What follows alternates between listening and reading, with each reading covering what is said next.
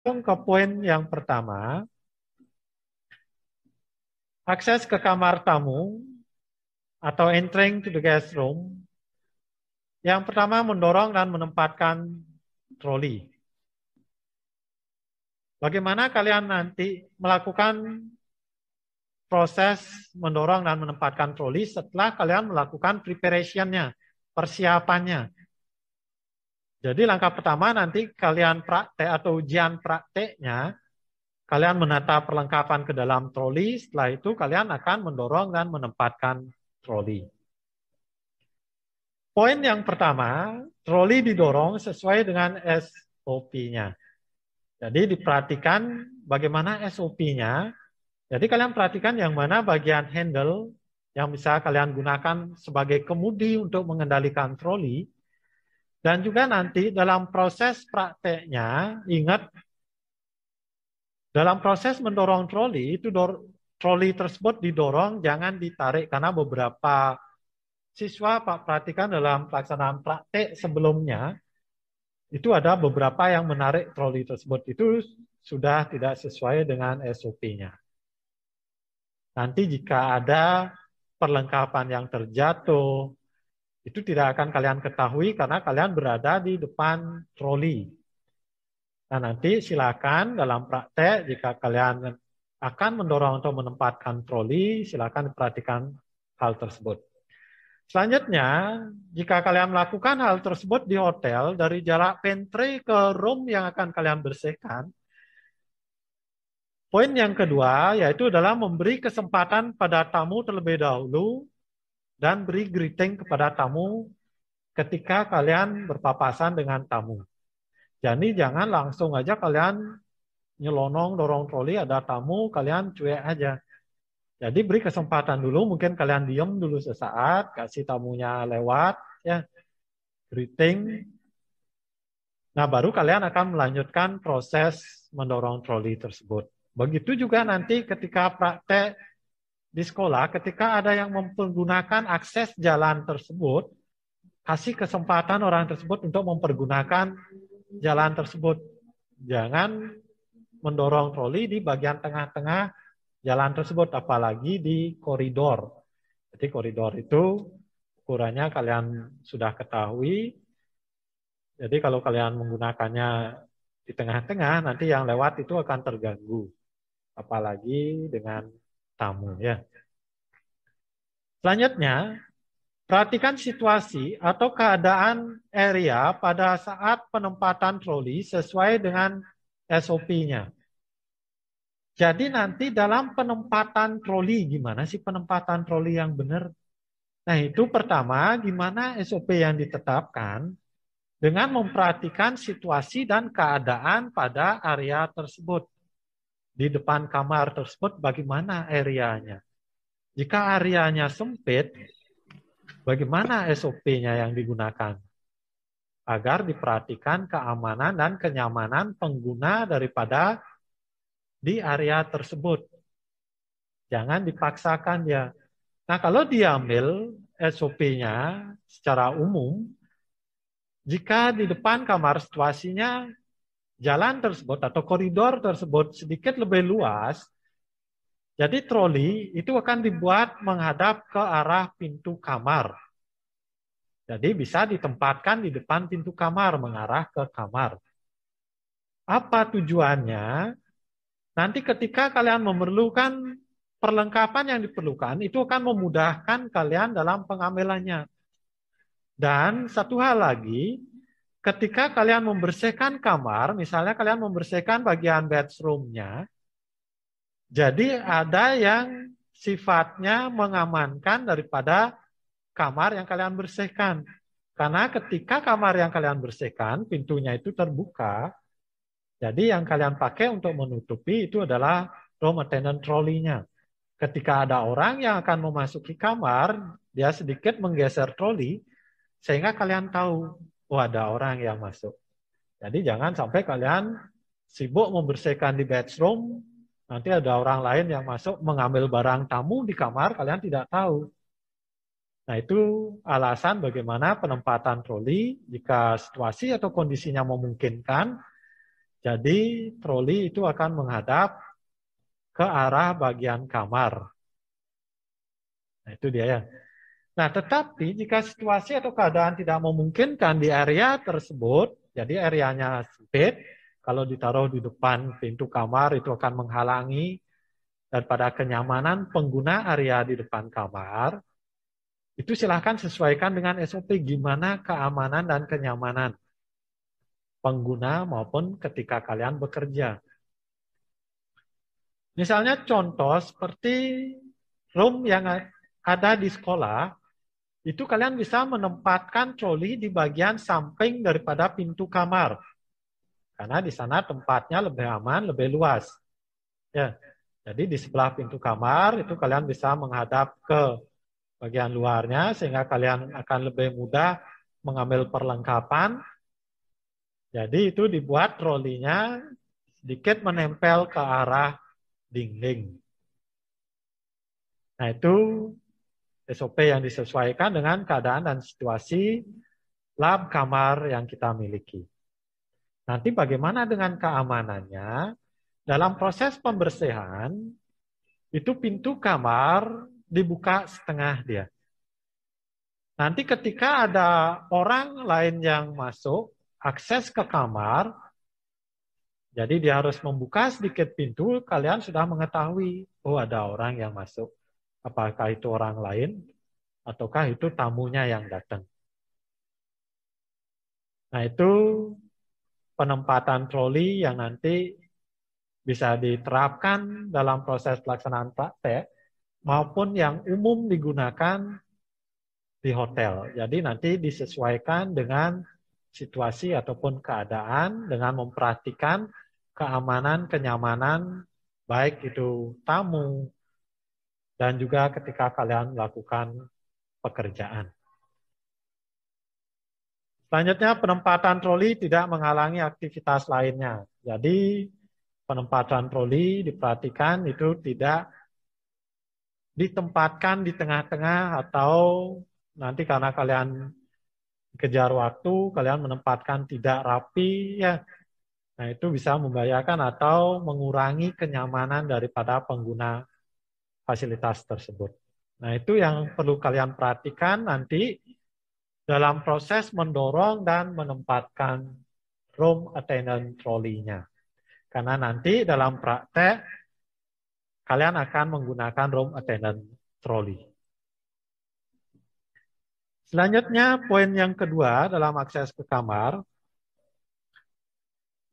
memeriksa dan memastikan kamar dan status kamar yang akan dibersihkan. Jadi kalian harus dapat mengidentifikasi room status ataupun code yang terdapat pada kamar tersebut. Kode atau simbol. Yang paling umum itu dijumpai room statusnya ada vacant clean, VC, room is vacant, has been cleaned and can be assigned to the guest. Ya, jadi itu yang paling umum dijumpai. Seperti juga vacant dirty, check out, do not disturb atau don't disturb, do out.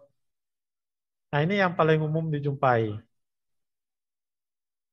Meskipun masih banyak room status yang lainnya yang kalian sudah pelajari pada pertemuan room session di kelas 11-nya. Itu juga kalian pahami room statusnya. Apa saja room statusnya? Nanti ketika ujian muncul, harapkan nggak ada kendala tentang room status. Nah silakan itu diperhatikan baik-baik. Apakah kalian dapat mengakses kamar tersebut atau tidak? Itu dilihat dari room status pada masing-masing kamar yang akan kalian bersihkan. Meskipun nanti room statusnya itu adalah vacant clean ataupun nanti dia vacant dirty atau kamarnya itu adalah kosong, prosedurnya tetap harus dilakukan. Kalian dapat informasi, oh kamarnya nggak ada tamu, nggak boleh kalian langsung nyelonong ke dalam kamar. Jadi SOP tetap harus dilaksanakan. Nah, selanjutnya dalam akses ke kamar tamu, point entering to the guest room-nya. Atau dalam prosedur memasuki kamar tamu, dalam poin bagaimana nanti mengetuk pintu ataupun memencet bell-nya. Knock the door atau ring the bell-nya. Nah, nanti disesuaikan dengan situasi kamar tersebut, keadaan kamar tersebut. Jika dia masih dibuat klasik, manual, masih ngetuk pintu, knocking the door, silakan kalian lakukan. Knocking the door. Ya, ketuk pintunya. 3 times, sesuai dengan standar, 3 kali, kalian bisa lakukan. Di mana proses knocking yang pertama, mengetuk pintu yang pertama, dengan proses mengetuk pintu yang selanjutnya, kalian kasih jarak, space ataupun jeda kurang lebih 10 detik. Jadi kesannya biar tidak ngejar tamu kalau kalian terlalu cepat ngetuk pintu. Ataupun nanti ketika kamar tamu tersebut dia sudah dilengkapi dengan bel, nanti prosesnya, belnya kalian cukup pencet sekali saja. Tidak seperti ngetuk pintu, kalian ketuk pintunya 3 kali. Jika dia sudah dilengkapi dengan bel, kalian cukup pencet belnya sekali dan dilanjutkan dengan proses selanjutnya. Dan jarak proses memencet bel yang pertama dengan proses memencet bel yang selanjutnya, itu sama seperti proses knocking the door-nya. Jadi kurang lebih kalian kasih jeda 10 detik. Nah, sambil proses knocking the door ataupun ringing the bell, kalian mengucapkan greeting sesuai dengan waktu kejadian proses yang kalian laksanakan. Selanjutnya, kalian juga asking about department identity-nya. Identitas departemennya juga kalian sebutkan. Jadi kalian menyebutkan di luar itu secara umum terlebih dahulu departemen identitinya yaitu adalah housekeeping department. Nah, itu dia dalam prosedur knocking the door ataupun ringing the bell-nya. Kita lanjutkan prosedur memasuki kamar tamu dalam poin conversation with guest-nya. Jadi ketika kalian melakukan proses memasuki kamar tamu, tadi kalian sudah melakukan prosedur knocking the door dan juga ringing the bell-nya. Dan jika dia tidak ada tamu, vacant room, jadi kalian bisa membuka kamar tersebut dengan passkey yang kalian bawa secara perlahan. Dan ketika kalian membuka pintu, kalian bisa peep from the door first ya. Jadi kalian bisa mengintip dulu dari pintu sambil menyebutkan identitas. Benar nggak kamarnya kosong? Jadi ensure the situation in the room dulu ya. Kalian yakinkan dulu bahwa kamarnya benar-benar kosong. Baru kalian memasuki kamar. Nah, ketika status kamar itu adalah occupied atau ada tamunya, otomatis akan ada percakapan yang terjadi. Nah, nanti ketika praktek ataupun ujian, nanti kalau case-nya itu, permasalahannya itu ada tamunya, otomatis kalian nanti ujian prakteknya akan ada percakapan dengan tamu. Tetapi kalau kamar yang kalian bersihkan, statusnya itu adalah vacant dirty, kamar kosong dalam keadaan kotor, berarti kalian tidak ada proses percakapannya. Nah, untuk proses memasuki kamar tamu occupied, ada tamunya, poin-poin percakapan yang bisa kalian sampaikan atau lakukan nanti dalam prakteknya. Yang pertama, biarpun tadi dalam proses knock the door, kalian sudah menyebutkan greeting, jadi dalam knock the door-nya kalian udah greeting.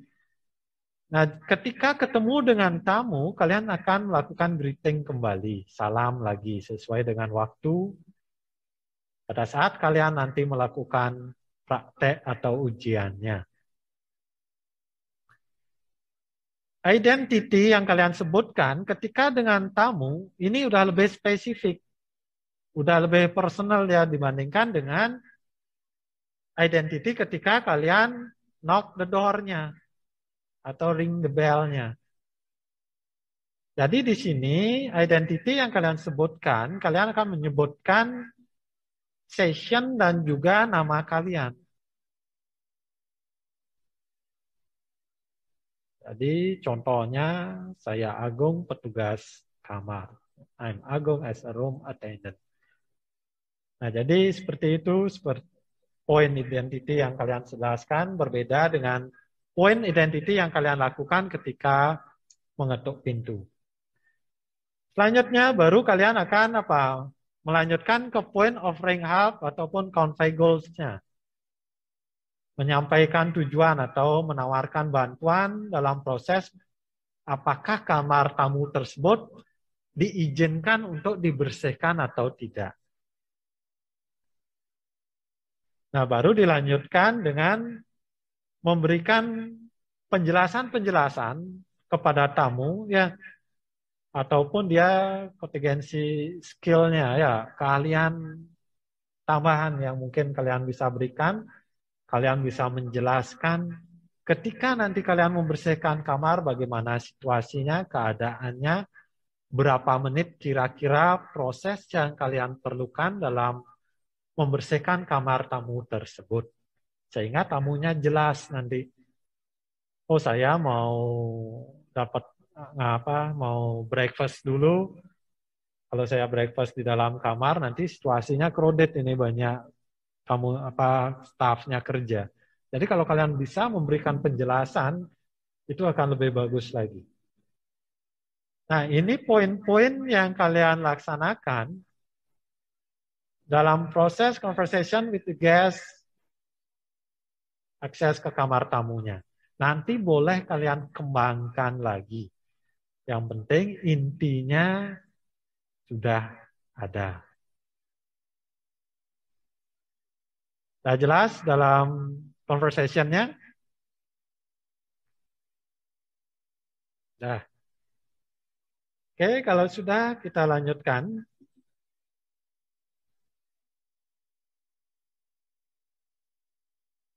Dalam proses menyiapkan kamar tamu, tadi sudah disampaikan bagaimana akses ke kamar tamu tersebut, entering to the guest room proses tersebut. Nah, dari penjelasan Pak tadi ada beberapa poin yang dilaksanakan. Ada yang mau ditanyakan? Kelas 12.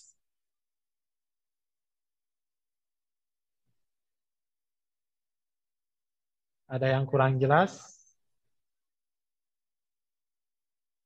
Sinta Purnami bagaimana?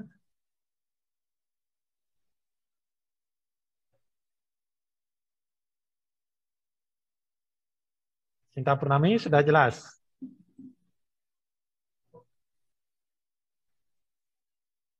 Oke, kalau sudah jelas ya berkenaan dengan waktu. Tadi Pak menjelaskan mengenai akses ke kamar tamu atau dalam tahapan entering to the guest room-nya. Ada yang bisa memberikan kesimpulan dari pembelajaran yang tadi kita bahas? Apa poin-poin langkah-langkah yang dilaksanakan dalam tahapan entering to the guest room-nya?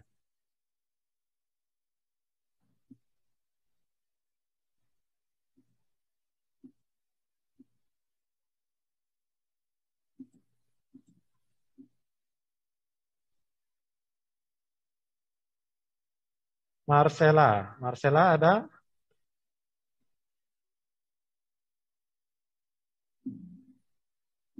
Silakan Marcella.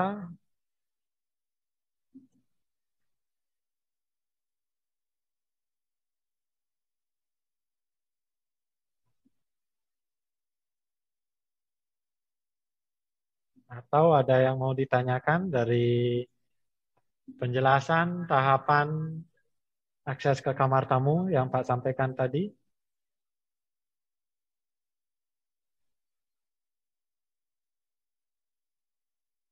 Nggak ada ya? Oke, kalau nggak ada, berkenaan dengan waktu ya. Jadi demikian materi yang kita bahas pada pertemuan kali ini mengenai proses memasuki kamar tamu ataupun entering to the guest room-nya, di mana kalian akan melakukan beberapa poin setelah proses preparation yang kalian laksanakan, yaitu yang pertama tadi, bagaimana kalian melaksanakan mendorong dan menempatkan room attendant trolley sesuai dengan SOP. Terus selanjutnya yang kedua, kalian harus dapat mengidentifikasi